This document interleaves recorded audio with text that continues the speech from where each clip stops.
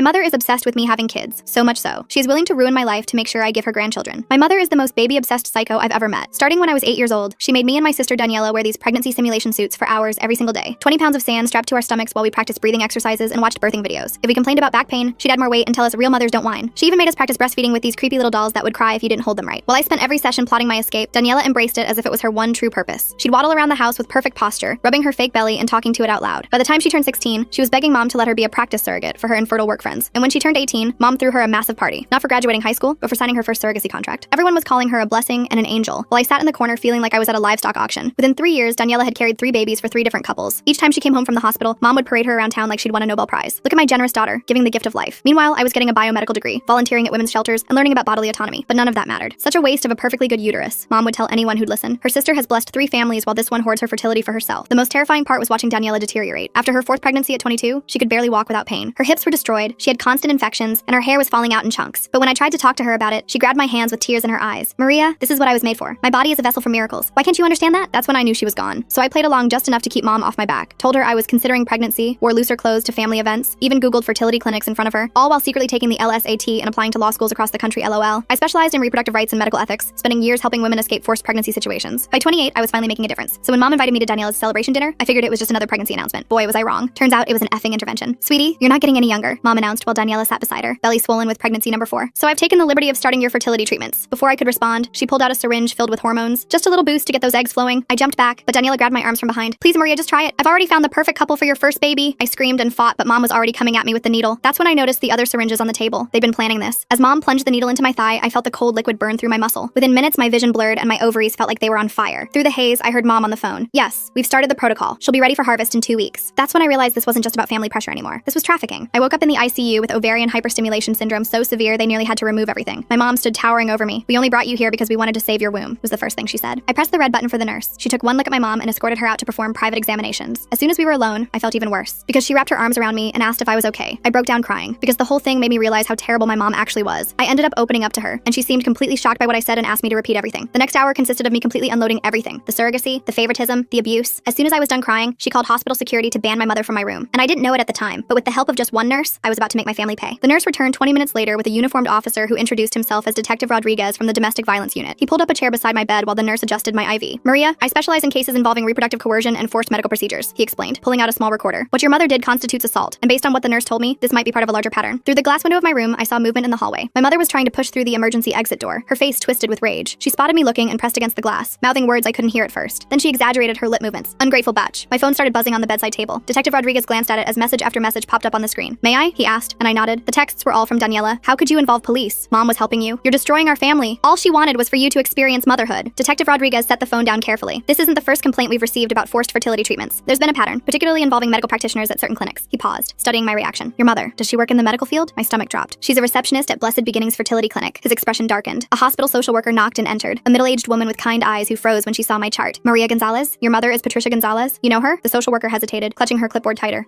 We've had some interactions. Let me get you some resources. She fumbled through her papers, clearly uncomfortable. Detective Rodriguez made notes while I described the intervention dinner. The social worker kept glancing at the door, and I noticed her hands shaking slightly as she handed me pamphlets about domestic violence resources. I need to check something, I said, reaching for my phone. I logged into my medical portal, scrolling through recent documents. There it was, dated 3 months ago, right after I'd casually mentioned to mom that James and I were thinking about our future. My medical power of attorney had been changed to my mother. This isn't my signature, I said, showing them the document. The handwriting was similar to mine, but slanted differently, the way someone might write if they were tracing. Before anyone could respond, a man in an expensive suit strode into the room. I'm representing Patricia Gonzalez. I understand there's been a misunderstanding regarding my client's daughter's medical care. That was fast, Detective Rodriguez muttered. The lawyer smoothed his tie. Maria is clearly suffering from hormone-induced psychosis. Her mother was simply trying to help when Maria became violent. We're requesting an immediate psychiatric evaluation. I'm not psychotic, I protested. The hormones in your system suggest otherwise. Ovarian hyperstimulation can cause severe mood disturbances, paranoia, even hallucinations. The hallway suddenly filled with noise. Daniela appeared with 5 small children clinging to her maternity dress. Aunt Maria needs help, she announced loudly to anyone who would listen. She's been struggling with jealousy issues for years. Hospital security arrived, trying to maintain order as the children started crying. Daniela bounced the youngest on her hip while rubbing her pregnant belly with her free hand. I grabbed my phone to call my law firm, needing backup. The receptionist answered on the second ring. Oh, Maria, your mother called earlier. She explained about your situation. Don't worry. We're handling your caseload while you recover. What? No, I'm fine. I need to speak to... The partners think it's best if you focus on getting better. Your mother said the breakdown was quite severe. I hung up, my hands trembling. Through the window, I watched my mother pull something from her purse, showing it to her lawyer. Keys, my apartment keys, my car keys. She started reciting something, and though I couldn't hear her, I recognized the pattern. She was listing my work schedule. Monday, she has court at 9. Tuesday is client meetings until 6. Wednesday, she volunteers at the women's shelter. The lawyer nodded along, taking notes. James burst through the door, still in his work clothes. Maria, I got your text. But Daniela intercepted him in in the hallway, placing a manicured hand on his arm. I couldn't hear what she was saying, but I saw her gesture toward me, then touch her temple in the universal sign for crazy. She pulled out her phone, showing him something on the screen. The nurse who'd been helping me earlier returned with a plastic bag. "These are the belongings you came in with," she said, but her expression was troubled. She pulled out several glossy brochures from Blessed Beginnings Fertility Clinic. "Those aren't mine," I said immediately. She unfolded one of the brochures. Inside was a consent form for egg retrieval, dated last week. The signature matched the one on my power of attorney document. The hospital administrator appeared in the doorway, a thin woman with a practiced smile. "Given the circumstances and the family's concerns, we think it might be best to transfer Maria to our psychiatric ward for a full evaluation, just as a precaution." Through the glass, my mother smiled. Detective Rodriguez stood up. "She's not going anywhere without a court order." "Of course," the administrator said smoothly. "We're simply considering all options for Maria's well-being." My phone buzzed again. This time it was my law school mentor, Professor Chen. "Just got off the phone with your mother. She's very concerned about your pregnancy delusions. Said you've been fixating on having a baby, but your body won't cooperate. Is everything okay?" I wanted to scream. Every avenue of my life was being systematically poisoned. I looked at Detective Rodriguez, then at the social worker who still wouldn't meet my eyes, then at James in the hallway with Daniela still whispering in his ear. "The evaluation," I said suddenly. "I'll do it. I'll prove I'm competent." The lawyer smiled. "Excellent. Dr. Margaret Whitfield will perform the evaluation. She's the best in the state." The name sounded familiar. Then it hit me. Mom's Book Club. Dr. Whitfield had been coming to our house for monthly meetings for over a decade, but it was too late to take it back. The administrator was already making arrangements, and my mother's smile through the glass had turned triumphant. The nurse squeezed my hand as she checked my IV one more time. She leaned close, pretending to adjust my pillow. "Whatever happens, don't sign anything else," she whispered. "And check your phone's location settings. Someone's been tracking you." As everyone filed out to make arrangements for my evaluation, I noticed something else. Daniela was showing James her phone again, and this time I caught a glimpse of the screen. It was a text conversation, but not recent ones. These were from 2 years ago, when James and I had first started dating, and I'd mentioned that maybe someday, far in the future, we might want kids. She was building a case that I'd always wanted children, that this was all my own frustrated desire manifesting as paranoia, and from the look on James's face, it was working. The psychiatric evaluation was scheduled for tomorrow morning. As I lay in that hospital bed, watching my mother orchestrate my destruction through a pane of glass, I realized the true horror of my situation. She'd been planning this for years, waiting for the perfect moment to spring her trap, and I'd walked right into it. The psychiatric evaluation was set for 8 a.m. I spent the night rehearsing answers in my head, trying to anticipate Dr. Whitfield's questions. The nurse from earlier shift had slipped me a sedative, whispering that I'd need rest to appear stable, but sleep wouldn't come. Every time I closed my eyes, I saw my mother's triumphant smile through that glass. Around 3 a.m., my phone lit up with an Instagram notification. Daniela had posted a photo from last month's family dinner. There I was, slumped in my chair, eyes glazed. The caption read, "Praying for my sister's fertility journey. Some women struggle more than others to accept their maternal calling." Posted 3 weeks ago, but I was just seeing it now. The comments were full of sympathy for her and concern for me. I scrolled through her feed with growing horror. She'd been documenting my journey for months. Photos of me at family gatherings, always looking tired or distracted, captions about my baby fever and fertility struggles. In one video, I was playing with her youngest daughter, and Daniela had added text overlay. "She'll be such a good mom when she stops fighting nature." My work email pinged, then pinged again and again. I opened it to find my inbox flooded with messages. The subject lines made my blood run cold. "Thinking of you during this difficult time. Take all the time you need. Your health comes first." My mother had sent an email to my entire firm from my account. I read it with shaking hands. "Dear colleagues, I'm writing to inform you that I'll be taking an indefinite leave of absence to address some personal health matters. As many of you know, I've been struggling with fertility issues and the emotional toll has become overwhelming. My family is helping me get the treatment I need. Please redirect all urgent matters to the managing partners. Thank you for your understanding during this difficult time. Maria." The timestamp showed it was sent at 2:47 a.m. while I was lying here wide awake. I tried to log into my work account to send a retraction, but my password had been changed. My hands fumbled with the password reset, but the recovery email had been switched to one I didn't recognize. My mother had locked me out of my own professional life. 3 of my clients had already responded with supportive messages. Women I'd helped escape abusive situations, now believing I was having a mental health crisis. One wrote, "I always sensed you carried deep pain about motherhood. Please don't let it consume you like it almost consumed me." The irony made me want to vomit. By 6 a.m., the psychiatric ward's morning shift was arriving. I watched through my door's window as staff members whispered to each other, glancing in my direction. News traveled fast in hospitals. They all knew I was the woman who'd attacked her mother for trying to help with fertility treatments. A breakfast tray arrived, but I couldn't eat. My hands shook too badly to hold the plastic spoon steady. When I tried to drink the juice, I noticed a bitter aftertaste and set it down immediately. After what I'd learned about the drugging at family dinners, I couldn't trust anything. Detective Rodriguez arrived at 7:30, looking exhausted. "I've been investigating all night," he said quietly, pulling his chair close. "Your mother's name appears in several concerning patterns at that fertility clinic. But Maria," he hesitated, "the evidence is complicated. She's been very careful to make everything look like loving family support." "What kind of patterns?" I asked. "Young women, mostly from troubled backgrounds, who suddenly decide to become egg donors or surrogates after meeting with clinic staff. Your mother often handles their intake paperwork." He showed me a folder. "But here's the problem. They all sign consent forms. They all pass psychological evaluations. On paper, everything looks legitimate, because the system is designed to protect the clinic, not the women," I said. He nodded grimly. "I need more evidence to build a case. But right now, I'm more concerned about getting you through this evaluation safely." Dr. Whitfield arrived precisely at 8 a.m., carrying a leather briefcase and wearing a sympathetic smile that didn't reach her eyes. She was exactly as I remembered from Mom's Book Club meetings. Silver-haired, professionally dressed, with reading glasses on a pearl chain. "Maria, dear," she said warmly, "your mother has told me so much about your struggles." Detective Rodriguez started to object, but she held up a manicured hand. "I'm afraid this evaluation must be conducted privately. Standard protocol." "I'm staying," he said firmly. "Then I'll have to note in my report that the patient required police supervision, which suggests violent tendencies." Her smile never wavered. "Your choice, detective." He looked at me, jaw clenched. I nodded slightly. We both knew she'd already made up her mind about her report. Having him removed would just give her more ammunition. After he left, Dr. Whitfield settled into the visitor's chair and opened her briefcase. Inside, I glimpsed what looked like completed forms. The evaluation results, already written. "Now then," she began, pulling out a tablet. "Let's talk about your relationship with motherhood." For the next hour, every question was a trap. When I explained I'd chosen career over children, she typed notes about defensive rejection of femininity. When I mentioned helping women escape reproductive coercion, she murmured about projection of internal conflicts. When I tried to tell her about the forced injection, she asked if I often felt persecuted by maternal figures. "Your mother mentioned you've been playing with dolls recently," she said, studying me over her glasses. "What? No, I haven't. She found them in your apartment. Baby dolls, hidden in your closet." She showed me a photo on her tablet. 3 dolls I'd never seen before, tucked behind my winter coats. It's quite common for women experiencing fertility grief to regress to childhood coping mechanisms. I stared at the photo, my mind racing. The dolls were positioned carefully, slowly, as if someone had staged them. One was holding a tiny bottle. Another had a miniature diaper bag. The third was wrapped in a blanket that looked handmade. Those aren't mine, I said. Denial is also common, doctor. Whitfield replied, typing rapidly. Maria, there's no shame in wanting children, but when that desire becomes so overwhelming that you lash out at family members trying to help, she injected me with fertility hormones against my will. She tried to give you a vitamin supplement, according to witnesses. You became violent and had to be restrained. She tilted her head sympathetically. The mind can play tricks when we're under stress. Sometimes we misinterpret loving gestures as attacks. My phone buzzed. A notification from my bank. A large withdrawal from my savings account. When I tried to check it, Dr. Whitfield reached over and gently took the phone. Let's focus on our conversation, she said, placing it in her briefcase. Tell me about your jealousy toward Daniela. I'm not jealous of my sister. 7 successful pregnancies, a loving family, the admiration of your community. She leaned forward. Meanwhile, you've dedicated your life to preventing other women from experiencing motherhood. Don't you see the connection? Every protest I made was twisted into evidence of my instability. By the time she finished, she'd painted a picture of a woman so consumed by fertility grief that she'd constructed an elaborate persecution fantasy, rather than admit her own desires. I'm recommending a 72-hour hold for observation, she announced, closing her tablet. With continued therapy, I believe we can help you work through these delusions. You can't do this, I said. I know my rights. Of course you do, dear. You've spent years studying law to compensate for what you perceive as your feminine failures. She stood, smoothing her skirt. The hold begins immediately. Psychiatric transport will be here within the hour. After she left, I grabbed the room's phone to call someone, anyone, but who? My firm thought I was having a breakdown. My boyfriend was being poisoned against me by my sister. My bank accounts were being drained. Even my mentor had been reached by my mother's campaign. The transport team arrived while I was still holding the dead phone. 2 orderlies with kind faces and firm grips. They spoke to me like I was fragile, dangerous, unpredictable. The nurse who'd helped me earlier was nowhere to be seen. As they prepared me for transport, I saw my mother in the hallway. She was talking to Dr. Whitfield, occasionally dabbing at her eyes with a tissue. The concerned mother, bravely handling her daughter's mental health crisis. Other staff members patted her shoulder sympathetically. The psychiatric ward was in a separate building, connected by an underground tunnel. The fluorescent lights hurt my eyes as they wheeled me through. The orderly pushing my wheelchair hummed tunelessly. The sound echoed off the concrete walls, mixing with the squeak of wheels and the distant clang of doors. My new room was small and sterile. White walls, a narrow bed with restraint straps visible, a small window with reinforced glass. They gave me paper scrubs to wear and took my belongings for safety reasons. The nurse doing intake was young, efficient, and clearly uncomfortable. Any history of mental illness? She asked. Number of sewer slide attempts? Number of violent episodes? No, wait, they're saying I attacked my mother, but I'll put down one recent episode. She typed quickly. Dr. Whitfield's orders say you're to have no visitors except family for the first 24 hours. No phone calls. It's for your own stability. That's illegal. I have the right to contact my lawyer. She bit her lip. I'll have to check with the attending physician about that. But the attending physician was conveniently unavailable, as were the patient advocates, the ward administrator. Everyone who might help was somehow unreachable. I was trapped in a bureaucratic maze designed to look like treatment. My mother arrived that afternoon with a suitcase. I brought you some comfortable clothes, she announced, setting it on the bed, and some photos of Daniela's babies. I thought they might help you remember what we're working toward. She unpacked methodically. Maternity clothes, all in my size. Prenatal vitamins, a journal titled My Fertility Journey, with the first several pages already filled out in handwriting that looked almost like mine. Photos of babies I'd never met, labeled with names like your nephew and your godson. The retrieval is scheduled for next week, she said conversationally, hanging up a dress clearly designed for a pregnant woman. Dr. Martinez at the clinic is very optimistic about your egg quality. 28 is still young enough for excellent results. I'm not consenting to egg retrieval. Of course not, dear. Not in your current state. She smoothed the dress on its hanger. That's why I've petitioned for temporary medical conservatorship, just until you're thinking clearly again. She pulled out a folder thick with documents. Legal forms, medical papers, psychiatric evaluations. My signature on half of them, forged but convincing. A paper trail stretching back months, documenting my supposed descent into fertility obsession. Your work friends have been so supportive, she continued. Several have written letters for the conservatorship hearing. They've noticed your preoccupation with pregnancy for some time, apparently. All those pro bono cases for pregnant women, they thought you were working through something personal. I watched her redecorate my psychiatric room into a nursery in waiting. She'd brought a small ultrasound photo in a frame, labeled Baby Gonzalez with next month's date, a mobile with tiny elephants, a book about pregnancy nutrition, each item carefully chosen to support her narrative. Daniela sends her love, Mom said, pulling out her phone. She's been so worried about you. She showed me a video. Daniela in a hospital bed, surrounded by flowers, cradling her newest baby. Hi, Maria, my sister said to the camera, her voice weak but warm. I just wanted you to know that I love you. And when you're ready, there's a wonderful couple waiting to give your babies all the love in the world, just like mine are getting. Don't fight this, okay? Let Mom help you. She only wants what's best. The baby in her arms started crying. Daniela winced as she adjusted her position, and I saw the flash of pain across her face. The camera shook slightly. Whoever was filming had noticed too. Then the video cut off. She's so brave, Mom said, tucking the phone away. 5 pregnancies now, and she never complains, unlike some people. A commotion in the hallway interrupted her. Raised voices, then the sound of security being called. Through the small window in my door, I saw the nurse who'd helped me in the ICU being escorted out by security. She was carrying a box of personal items, her face flushed with anger. My mother followed my gaze and smiled. Oh yes, she was let go this morning. HIPAA violations, I heard. Sharing patient information without authorization. Such a shame. She seemed like a nice girl. The message was clear. Anyone who helped me would pay the price. After Mom left, I tried to sleep but couldn't. The bed was too firm, the room too bright, the sounds of the ward too unsettling. Someone down the hall was crying. Another patient kept asking for their mother. The night nurse did checks every hour, shining a flashlight through the window. Around midnight, a different nurse slipped into my room. She was older with graying hair and tired eyes. I don't have long, she whispered, but I knew your nurse friend. She asked me to give you this. She pressed a small piece of paper into my hand. A phone number, nothing more. Call it when you can, she said. Not from here. They monitor the ward phones, but when you get out, she glanced nervously at the door. There are more of us than you think. Women who've seen what happens at that clinic. We've been too scared to speak up. She left as quickly as she'd come. I memorized the number and then tore the paper into tiny pieces, flushing them down the toilet. Evidence of conspiracy, my mother would call it. Proof of paranoid delusions, Dr. Whitfield would say. The next morning brought group therapy. 6 women in a circle, sharing their struggles. The therapist, a young man with an earnest face, encouraged us to explore our relationships with femininity. When my turn came, I stayed silent. Anything I said would be documented, twisted, used against me. Maria is working through some fertility grief, the therapist explained to the group. Sometimes that manifests as rejection of traditional female roles. One of the other women, barely out of her teens, looked at me with sympathy. I get it, she said. I used to think I didn't want kids either, but therapy helped me realize I was just scared of not being good enough. I wanted to scream that not wanting children was a valid choice, that femininity wasn't defined by reproduction, that I was here because I'd helped too many women escape exactly this kind of pressure, but I just nodded and let them draw their own conclusions. Lunch was in a common room with barred windows. I picked at the food, still paranoid about substances. My table mate, an older woman with hollow eyes, leaned over conspiratorially. First time? She asked. I nodded. Word of advice, agree with everything they say. Fastest way out is through compliance. She stirred her pudding absently. I've been here 6 times. Keep fighting my daughter about custody of my grandkids, but this time I'm gonna play along. Tell them I understand boundaries, accept my role. Her laugh was bitter. Whatever gets me out, right? That afternoon, I had individual therapy with Dr. Whitfield. She'd set up a permanent office on the ward to better serve my patients. The walls were covered with inspirational posters about motherhood and healing. Your mother tells me you were asking about the retrieval procedure, she began. I wasn't. It's natural to be curious. Many women find that understanding the medical process helps alleviate their fears. She pulled out a brochure from Blessed Beginnings. The clinic has an excellent success rate, and the couple your mother has selected is just lovely. He's a doctor, she's a teacher, they've been trying for 5 years. I'm not donating my eggs. Of course not. You're donating the possibility of life. There's a difference. She made a note on her pad. Maria, I want you to try something. Close your eyes and imagine holding your biological child. Even if another woman carries them, they'll still be yours in the way that matters. I kept my eyes open, staring at her diplomas on the wall, all from respectable institutions, all legitimate. This wasn't some back alley operation. It was a fully licensed psychiatrist in an accredited hospital doing exactly what the system allowed her to do. Resistance is normal, she continued, but I think deep down, you know your mother is right. You've spent so many years fighting your nature that you've convinced yourself the fight is the purpose. But what if you just let go? James came during visiting hours, but I was told family only. Daniela arrived instead, moving slowly, one hand supporting her belly. She'd brought her 5 children, who fidgeted uncomfortably in the sterile visiting room. Aunt Maria is sick, she told them, but she's getting better. The oldest, a girl about 6, studied me solemnly. Grandma says you're going to have babies soon too. That's right, sweetheart, Daniela said before I could respond. Aunt Maria just needs some help remembering how much she wants them. She'd brought photos from our childhood, the 2 of us with those horrible pregnancy suits, but she'd edited them somehow. In these versions, I was smiling, playing along, happy. Remember how you used to name your pretend babies? She asked. You had a whole list. Emma, Sophia, little James Jr. If it was a boy. That was you, I said quietly. Those were your names. No, Maria. She pulled out a notebook, weathered and familiar. My childhood diary. She opened it to pages I didn't remember writing. Lists of baby names and handwriting that looked like mine but wasn't. See? You've always wanted this. The stress just made you forget. The children watched our exchange with wide eyes, learning, absorbing, seeing how Aunt Maria was being helped to remember her true purpose. The oldest kept glancing at her mother's swollen belly, then at my flat stomach, confusion clear on her face. After they left, I found myself in the bathroom, staring at my reflection. The fluorescent lights made me look pale, hollow, like the other women on the ward. I wondered how many of them were here for similar reasons, how many had fought too hard against expectations and ended up labeled as crazy. That evening, there was an incident. A new patient, young and terrified, had been brought in screaming about being forced to have a baby. Security had to restrain her while nurses administered sedatives. Through my cracked door, I heard fragments of her story. Religious parents, pregnancy pact, escape attempt. By morning, she was calm, compliant, sitting in group therapy talking about how she'd misunderstood her family's love. Sometimes we perceive care as control, the therapist said, nodding approvingly. But with medication and therapy, we can learn to accept support. I watched her carefully, the slight tremor in her hands, the delayed responses, the way she agreed with everything, even contradictory statements. They'd medicated her into submission, and everyone pretended it was healing. My own medication arrived with breakfast, just to help with the anxiety, the nurse explained. I recognized the pills, mild sedatives, nothing too serious. But I knew they were just the beginning. Refuse too long, and they'd find reasons for stronger interventions. I palmed the pills, pretended to swallow. Later, I'd flush them like the phone number, but I couldn't keep this up forever. Eventually, they'd do mouth checks, inject medications, find ways to ensure compliance. The conservatorship hearing was in 3 days. Dr. Whitfield assured me it was just a formality, and that I didn't need to attend. Your mother will handle everything. You just focus on getting better. But I knew what that hearing meant. Once she had conservatorship, she could consent to anything on my behalf. Egg retrieval, hormone treatments, even forced pregnancy if she found a suitable way to frame it as therapeutic. That night, I lay awake planning. Not escape, that would only prove my instability, but compliance. Strategic, calculated compliance that might get me released before the hearing. I'd have to become what they wanted to see. A woman who'd accepted her true desires, who understood her mother's love, who was ready to embrace motherhood. The performance would have to be perfect. One slip, one moment of resistance, and I'd be here indefinitely. But if I could convince them I'd had a breakthrough, shown proper gratitude for their help, maybe, just maybe, I could get out in time to fight the conservatorship. I thought about all the women I'd helped over the years, how many had been in similar positions, trapped by family expectations, medical systems, legal frameworks that prioritized reproduction over autonomy. I'd fought for them in courtrooms and shelters. Now I had to fight for myself with the only weapons left, manipulation and lies. The irony wasn't lost on me. To prove I was sane, I had to act crazy. To maintain my autonomy, I had to surrender it. To escape my mother's control, I had to embrace everything she wanted me to be. Tomorrow, I'd start my performance, cry in therapy about my empty womb. Thank Dr. Whitfield for helping me see the truth. Ask Daniela for advice about egg donation. Let my mother dress me in those maternity clothes and tell her how right they felt. Every word would burn. Every gesture would betray everything I believed. But it was the only way out that didn't involve a needle in my arm and stirrups in an operating room. The night nurse did her check, flashlight sweeping across my face. I kept my breathing even, feigning sleep. Down the hall, someone was crying again, or maybe still. In places like this, the crying never really stopped. 3 days. I had 3 days to convince them I was cured of the terrible affliction of not wanting children. 3 days to perform the most important act of my life. The real tragedy was that I knew I could do it. Years of watching Daniela had taught me exactly what to say, how to act, what they wanted to see. I could become the perfect patient, grateful for their intervention, eager to fulfill my biological destiny. And maybe that was the worst part. Not that they were trying to break me, but that I knew exactly how to let them think they'd succeeded. The next morning, I woke with newfound determination. During group therapy, I raised my hand for the first time. I think I understand now, I said, letting my voice crack. All these years, I've been running from what I really wanted. The therapist leaned forward eagerly. Tell us more, Maria. I described a fabricated dream about holding a baby, watching the other women nod knowingly. When Dr. Whitfield arrived for our session, I was ready. I want to apologize, I began, twisting my hands in my lap. You were right. I've been using my career to avoid facing my fertility grief. She practically glowed. This is wonderful progress, Maria. For the next hour, I fed her exactly what she wanted to hear. How jealous I'd been of Daniela's pregnancies. How my work with reproductive rights was really about controlling what I couldn't have. By the end, she was typing furiously, documenting my breakthrough. I think we should tell your mother, she said. She'll be so relieved. When Mom arrived that afternoon, I was wearing one of the maternity dresses she'd brought. The fabric hung loose on my frame, but I kept rubbing my flat stomach the way I'd seen Daniela do countless times. Oh, sweetie, Mom said, tears in her eyes. You look so natural. I let her hug me, fighting the urge to push her away. I'm sorry I fought you, I whispered. You were just trying to help. She pulled back, studying my face. For a moment, I thought she saw through the act. Then she smiled and pulled out her phone. Daniela needs to hear this, she said, already dialing. I spent the rest of the day performing, asking Mom about the egg retrieval process, looking at photos of the couple who wanted my eggs, even practicing breathing exercises from those horrible childhood sessions. Dr. Whitfield was so impressed that she mentioned possibly expediting my release. If you continue showing this level of insight, we might not need the full 72 hours. That night, I couldn't sleep. Tomorrow was crucial. I needed to maintain the performance while somehow getting access to a phone or computer. The conservatorship hearing was in 2 days, and I had to find a way to contest it. The next morning brought a surprise. James arrived during visiting hours, and this time they let him in. He looked exhausted, conflicted. Your mom said you're doing better, he said carefully. I wanted to scream the truth, but I knew they were probably monitoring us. Instead, I reached for his hand. I've been so confused, I said, but I'm starting to understand what I really want. He studied my face, and I tried to communicate silently. His eyes widened slightly. Did he understand? Maybe when you get out, we can talk about our future, he said slowly. I'd like that, I replied, squeezing his hand 3 times. Our old signal for play along. After he left, I felt a spark of hope. Maybe he hadn't completely bought Daniela's lies. That afternoon, I convinced the ward staff to let me use the computer in the day room to research fertility options. Instead, I quickly logged into my email through a web browser. My password still worked on my personal account. I fired off a message to a colleague who specialized in conservatorship law, keeping it vague but urgent. Then I checked my bank accounts. More money had been withdrawn. At this rate, I'd be broke within a week. Finding good information? A nurse asked, approaching. I quickly switched tabs to a fertility clinic website. Just learning about the process, I said brightly. She smiled and moved on. I had maybe 5 more minutes before someone got suspicious. I navigated to the court website and found the conservatorship filing. My mother had claimed I was gravely disabled due to fertility-related psychosis. The hearing was scheduled for tomorrow at 2 p.m. I memorized the case number and courtroom, then cleared the browser history. If I could just get released in the morning, I might make it to court. That evening, Dr. Whitfield called an emergency session. My stomach dropped. Had they discovered my computer use? Your mother told me you've been asking about specific fertility clinics, she said. I'm so pleased with your progress that I'm recommending immediate release. I blinked. Really? You'll need to continue outpatient therapy, of course, but I think you're ready to take the next steps in your journey. She smiled. Your mother has already made an appointment at Blessed Beginnings for tomorrow afternoon, the same time as the conservatorship hearing. That's wonderful, I managed to say. I was released the next morning at 9 a.m. Mom was waiting with a bouquet of flowers and a gift bag. I bought you some prenatal vitamins, she said, handing me the bag. Just to prepare your body. I smiled and accepted them, already planning my next move. Mom, I need to stop by my apartment first. Change clothes, feel normal again. Her smile faltered. Oh, but we have appointments. Please, I said, channeling Daniela's manipulation tactics. I want to look my best when we go to the clinic. This is such an important day. That worked. She drove me to my apartment, though she insisted on coming inside. While she waited in the living room, I locked myself in the bathroom and called the colleague I'd emailed. Maria, I got your message. The hearing is at 2 p.m., right? I'll be there. I can't make it, I whispered. My mother will have me at the fertility clinic. Can you file an emergency motion? Without you present, it's harder, but I have evidence, I interrupted. Check my work email. Password is, I gave her my credentials. There's a folder labeled personal. Everything's there. I hung up as Mom knocked on the door. Everything okay, sweetie? Just nervous. I called back. I emerged to find her rearranging my bookshelf, removing my law texts and replacing them with pregnancy guides she'd brought. Much better, she said. Now, let's get you changed. She'd brought an outfit, a flowing dress that suggested fertility and femininity. I put it on, playing the part. We arrived at Blessed Beginnings at 1:30. The waiting room was full of hopeful couples and young women who looked vaguely disconnected. I recognized the look from my years of advocacy work. Patricia, a nurse greeted my mother warmly. And this must be Maria. We've heard so much about you. They whisked me back for preliminary testing, while Mom filled out paperwork. The nurse chattered about success rates and happy families while drawing my blood. Your mother says you're eager to help a special couple, she said. Very eager, I lied. At 2:15, I asked to use the bathroom. Instead, I slipped out a side door and called a rideshare. The courthouse was only 10 minutes away. I burst into the courtroom at 2:25. The judge was already speaking, my mother at the petitioner's table with her lawyer. My colleague stood at the respondent's table looking relieved to see me. Your Honor, she said quickly, my client has arrived. Mom's face went white, then red. She's supposed to be at the clinic. Interesting, the judge said dryly. Ms. Gonzalez, are you here of your own free will? Yes, Your Honor, and I'd like to contest this conservatorship petition. The next hour was brutal. Mom's lawyer presented Dr. Whitfield's evaluation, the psychiatric hold, my confession of wanting children. But my colleague countered with the evidence I'd gathered, the forged signatures, the timeline of Mom's planning, the pattern of coercion at the clinic. Your Honor, I said when given the chance to speak, I don't have fertility grief. I have a mother who's built her entire identity around her daughter's reproductive capacity. She drugged me, forged documents, and orchestrated an elaborate campaign to destroy my credibility when I refused to participate in her breeding agenda. Mom started crying. I just wanted grandchildren. Is that so wrong? You have 5 grandchildren, I pointed out. Through Daniela, who can barely walk anymore because of what you've done to her body. She chose that life, did she? Or did you condition her from age 8 to believe she had no other value? The judge called for order. After reviewing the evidence, including the hair follicle test results my colleague had subpoenaed, he made his decision. The petition for conservatorship is denied, he said firmly. Furthermore, I'm issuing a restraining order. Ms. Patricia Gonzalez, you are to have no contact with your daughter Maria. Mom wailed. Her lawyer whispered urgently in her ear, but the decision was final. As we left the courthouse, I saw Daniela in the parking lot, struggling to get out of her minivan with her swollen belly. She'd brought all 5 children. How could you? She called out. Mom loves us. She loves what our bodies can do for her, I replied. There's a difference. The oldest child, the 6-year-old girl, tugged on Daniela's dress. Mommy, why is Grandma crying? Daniela didn't answer. She couldn't. Because how do you explain to a child that they're being groomed for the same fate? I walked away, my colleague beside me. What now? She asked. Now I file a complaint with the medical board about Blessed Beginnings, I said, and I start documenting everything for the civil suit. What about your sister? I looked back at Daniela, still standing by her van, children clustered around her like shields. I can't save someone who doesn't want to be saved, but maybe I can protect her daughters. That evening, James came to my apartment. We sat on my couch, the same one where Mom had probably planted those dolls, and talked for hours. I almost believed them, he admitted. The texts, the photos, the stories, it all seemed so real. That's how good manipulators work, I said. They take a grain of truth and build a mountain of lies. He stayed the night. Not romantically, neither of us were ready for that. But having someone there who believed me, who saw through the gaslighting, made me feel human again. The next few weeks were a blur of legal filings. Therapy, real therapy, not Dr. Whitfield's manipulation, and slowly reclaiming my life. My firm welcomed me back after I explained the situation. Several of my clients reached out, apologizing for doubting me. The investigation into Blessed Beginnings revealed what I'd suspected, a pattern of targeting vulnerable women, often referred by concerned family members like my mother. The clinic was shut down pending review. Mom tried to contact me through flying monkeys, mutual acquaintances, distant relatives, even my childhood priest. Each time, I documented it for the restraining order file. Daniela gave birth to her 6th child 6 weeks later. I heard through the grapevine that there were complications, bad ones. She survived, but barely. The doctors told her no more pregnancies. I wanted to feel vindicated, but I just felt sad. She was my sister, despite everything. And now she was facing the reality of a body destroyed in service of someone else's vision. 3 months after the conservatorship hearing, I got a call from an unknown number. I almost didn't answer, but something made me pick up. Aunt Maria? A small voice said. It's Emma, Daniela's oldest daughter. Hi, sweetheart, I said carefully. Is everything okay? Mommy's sick again, and Grandma keeps talking about when I'm older and can have babies. Her voice dropped to a whisper. I don't want to be like Mommy. My heart broke and soared simultaneously. You don't have to be, Emma. You can be whatever you want. Can I